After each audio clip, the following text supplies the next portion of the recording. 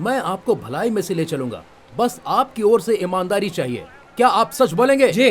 जरूरी है कि आप बोले, जी। ठीक है? जीवन में आपने कितने झूठ बोले हैं? जीवन में गिन नहीं सकता। ये बहुत है। अनगिनत झूठ। अनगिनत झूठ। अनगिनत झूठ बोलने वाले को आप क्या कहेंगे? झूठा। तो आप क्या हैं? झूठा। क्या आपने कभी चोरी की है? बेशक। हाँ। चीजें चुराने वाले को आप क्या कहेंगे? चोर कहेंगे। तो आप क्या हुए? चोर हुए। नहीं, आप ये नहीं हैं, आप एक झूठे चोर हैं। ओह अच्छा, ठीक है। क्या आप भले व्यक्ति हैं? हाँ, ठीक ठाक। ठीक है। क्या आपने ईश्वर के नाम की निंदा की है? 2-1 बार। एरिक, यीशु ने कहा जो किसी महिला को वासना से देखे, हाँ? मान लो उसने व्यभिचार कर लिया। मुझे लगता है यीशु ने पुरुष होकर ऐसा क्या किया आपने होगा। किसी महिला को वासना से देखा है? बेशक, प्रतिदिन मैं देखता हूँ। हाँ, देखा है। क्या क्या? कल्पना की है? अब समझे आप? ओह, मुझे लगता है आपने मुझे फंसा ओके। लिया। क्या आप यहूदी हैं? हाँ। तो आप नरक में विश्वास नहीं रखते, तो फिर ये क्या बोल रहे हाँ, हैं? बेशक, मैं मानता हूँ। उफ, पुराना नियम नरक की बात भी नहीं करता।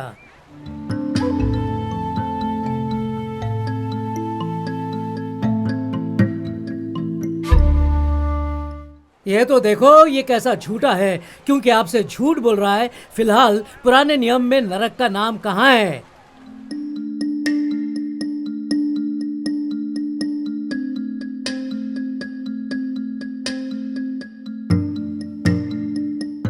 एरिक, यहाँ ध्यान तो दो। समझे? हाँ, मैं सुन रहा हूँ। आपके माँ बाप मसीही हैं? हाँ, आपको पता है मेरे पिता यूथ पास्टर हैं। जब आप छोटे थे तब आपने मन यीशु को सौंपा था, पर जब बड़े हुए आपको लड़कियों और महिलाओं का रूप नूह की कश्ती से बेहतर लगा। क्या ये सही है? न्याय के दिन जब परमेश्वर आपका न्याय 10 आज्ञाओं के अनुसार करेगा, 1 से 4 तक, तब आप निर्दोष होंगे या दोषी? दोषी। स्वर्ग या नरक? स्वर्ग। आप नहीं जानते मेरा विश्वास कैसा है। मैं बच्चों को ले जाता था और उनके साथ कैंपिंग करता, क्योंकि हम सब मसीह जो थे, और आप मुझे सिखा रहे हैं। जरा देखो तो। ये बढ़िया बात है। पता है, यहूदा 3.5 वर्षों तक बना रहा। आप कब तक बने रहे? यहूदा को स्वर्ग में स्थान मिला नहीं, दूसरे चेलों के साथ। नहीं, बिल्कुल नहीं। बाइबल में पढ़ ये कहाँ लीजिए लिखा? आप, उसमें लिखा है। बाइबल में पढ़ लीजिए नहीं, आप। बिल्कुल भी नहीं।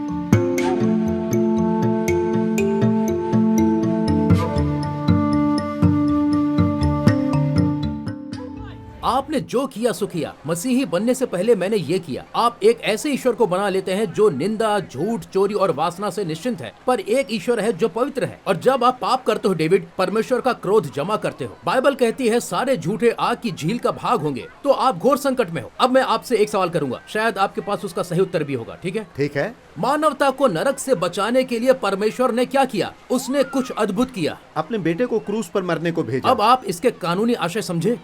मुझे नहीं पता था कि कानूनी आशय हाँ, होंगे। मैं समझा देता हूँ, फिर आप अपने विचार ठीक है। बताना। ठीक है डेविड, इससे महत्वपूर्ण कुछ और नहीं है। बेशक सही है। तो मेरे साथ 2 मिनट के लिए बने रहना। आपने और मैंने प्रभु की आज्ञाएं तोड़ी। नैतिक नियम 10 आज्ञाएं। हम प्रभु के बंदी गृह में जाएंगे, जिसे नरक कहते हैं, बिना करावकाश। पर यीशु ने आकर हमारा जुर्माना भरा। डेविड, अगर आप अदालत में हैं, कोई आपका जुर्माना भरता है, जज आपको छोड़ देगा। आप कहेंगे डेविड दोषी है, पर किसी ने जुर्माना भर दिया, वो बाहर आ गया। प्रभु आपको कानूनी तौर से छोड़ सकता है, क्योंकि आपका जुर्माना यीशु ने क्रूस पर भर दिया। उसने पुकारा, पूरा हुआ, अर्थात जुर्माना भर दिया गया। फिर वो मृतकों में से जी उठा और जुर्माना भर दिया। अब आपको पश्चाताप करके उस पर भरोसा करना है। आप विश्वास द्वारा नहीं बचे, आप विश्वास द्वारा अनुग्रह से नहीं बचाए गए। डेविड, अगर आप हमें विमान के सिरे पर देखेंगे, 10,000 फीट की ऊंचाई पर, मेरा पैराशूट ढीला है, मैं कूदने वाला हूं, तो आप क्या कहेंगे? आप कुछ तो कहेंगे। हाँ। मान लो मैं तुम नहीं हो। अगर आपकी पैराशूट ढीली है और मैं कहूं डेविड अपनी पैराशूट को कस लो, क्योंकि आज हम यही देखने वाले हैं। अपने पापों का अंगीकार करके क्षमा मांग लो। समझे?